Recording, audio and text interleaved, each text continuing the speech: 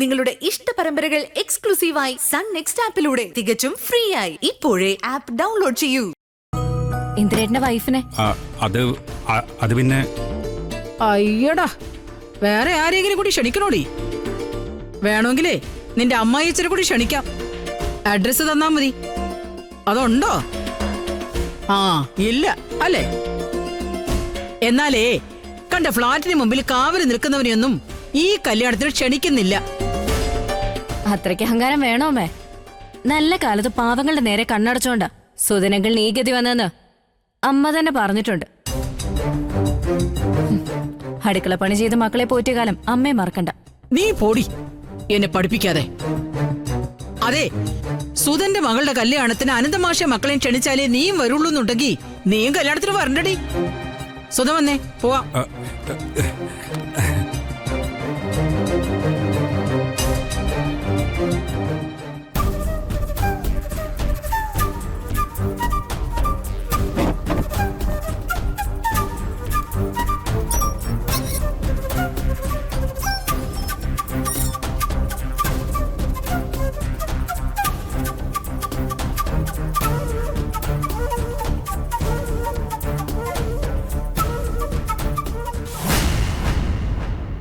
നീ എന്തിനാ സോനെ ആവശ്യമില്ലാത്ത കാര്യങ്ങളൊക്കെ എടുത്തിരുന്നേ?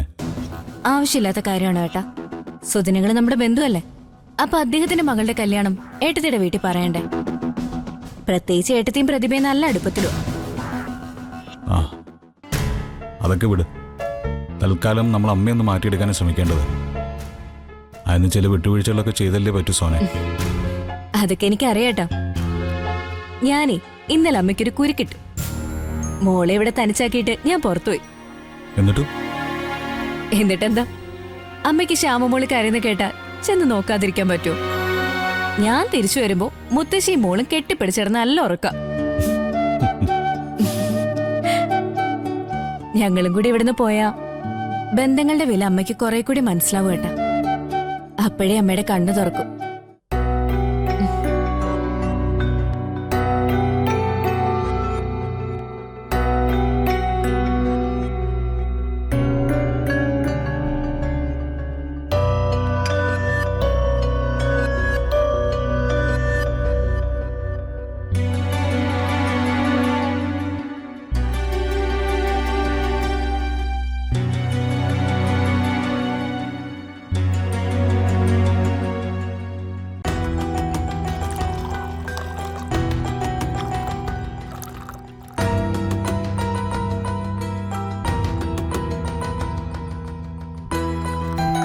അവരെ അമ്പലത്തെ വെച്ച് കണ്ടതിന് നീ എന്തിനാ മോളെ ഇങ്ങനെ ടെൻഷനാവുന്ന?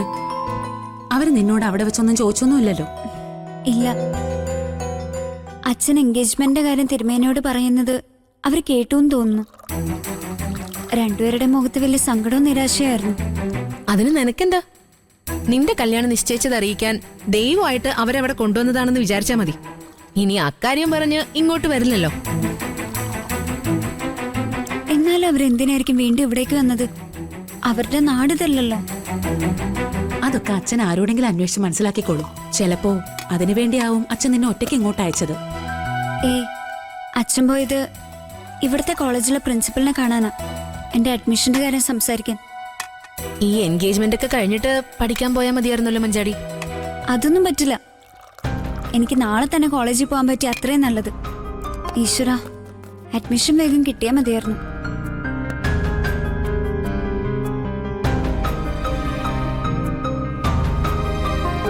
എന്നെ കഴിക്കാനെടുക്കാം.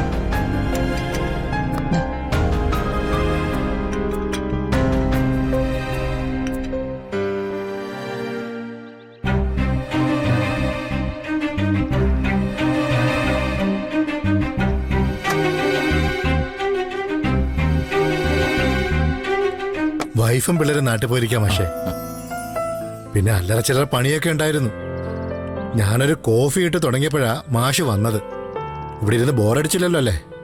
ഏയ്, ഞാൻ ഈ സമയത്ത് ഇങ്ങോട്ട് വന്നത് മധുമാഷിനെ ഏതെങ്കിലും വിധത്തിൽ ബുദ്ധിമുട്ടിച്ചോന്ന എന്റെ വിഷമം. ഇല്ല മാഷേ, ഞാൻ മാഷിനൊന്ന് വിളിക്കണമെന്ന് വിചാരിച്ചിരിക്കുകയായിരുന്നു. മോളുടെ അഡ്മിഷന്റെ കാര്യം മാഷ് എന്നോട് പറഞ്ഞിട്ടുണ്ടായിരുന്നല്ലോ.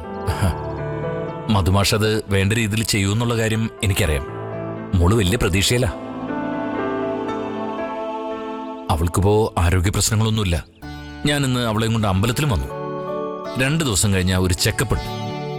അതിനുശേഷം കോളേജിൽ പോയി തുടങ്ങാലോ എന്നുള്ള സന്തോഷത്തില അവൾ. അല്ല മാഷേ, നേരത്തെ പഠിച്ച കോളേജില് ഇനി കണ്ടിന്യൂ ചെയ്യാൻ പറ്റില്ല എന്ന് അവർ പറഞ്ഞോ? ഇല്ലില്ല, അവിടുന്ന് അങ്ങനെ ഒരു നിർദ്ദേശമൊന്നുമില്ല. ടൗണിലെ കോളേജിലേക്ക് ഇനി മോളെ അയക്കണ്ടെന്നുള്ളത് എന്റെ തീരുമാനം. ഇവിടുത്തെ കോളേജിലാവുമ്പോ ദിവസവും മോൾക്ക് വീട്ടിൽ വന്നിട്ട് പോവാം. മോൾക്കും അത് മതിയെന്നാ. പക്ഷെ മാഷേ, ഈ വർഷത്തെ എക്സാം ഒക്കെ അടുത്ത് വരികയല്ലേ? അത് കഴിയും വരെ അവിടുന്ന് TC കിട്ടാനൊക്കെ ബുദ്ധിമുട്ടാണ്. ആ സ്ഥിതിക്ക് ഈ ഒരു വർഷം കൂടി കഴിഞ്ഞ് ഒരു മാറ്റത്തെക്കുറിച്ച് ആലോചിച്ചാൽ പോരെ? അത് പോരാ മാഷേ. ടൗണിലേക്ക് തന്നെ ഇനി അവളെ വിടുന്നതിൽ എനിക്ക് ചില റിസ്കുകളൊക്കെ ഉണ്ട്. വേറൊരു കോളേജിലേക്ക് മാറ്റിയില്ലെങ്കിൽ മോളെ എന്ത് പറഞ്ഞ് സമാധാനപ്പെടുത്തുന്നുള്ളൊരു ടെൻഷനും എനിക്കുണ്ട്. മാഷിന്റെ അവസ്ഥ എനിക്ക് മനസ്സിലാവും. പക്ഷേ പുതിയ അഡ്മിഷന്റെ കാര്യത്തില് ചില സാങ്കേതിക പ്രശ്നങ്ങളൊക്കെ ഉണ്ട് മാഷേ. അതൊക്കെ കാണുമെന്ന് എനിക്കറിയാം. പിന്നെ മധുമാഷ് അവിടുത്തെ പ്രിൻസിപ്പൾ എന്നുള്ള നിലയിൽ എനിക്ക് വേണ്ടതെല്ലാം ചെയ്തു തരുമെന്നുള്ളൊരു വിശ്വാസമാണ് എനിക്ക്. ഞാൻ മാക്സിമം ശ്രമിച്ചു മാഷേ. പക്ഷെ ബോർഡ് മീറ്റിംഗിൽ പുതിയ അഡ്മിഷനുള്ള അപേക്ഷ മാനേജ്മെന്റ് തള്ളി.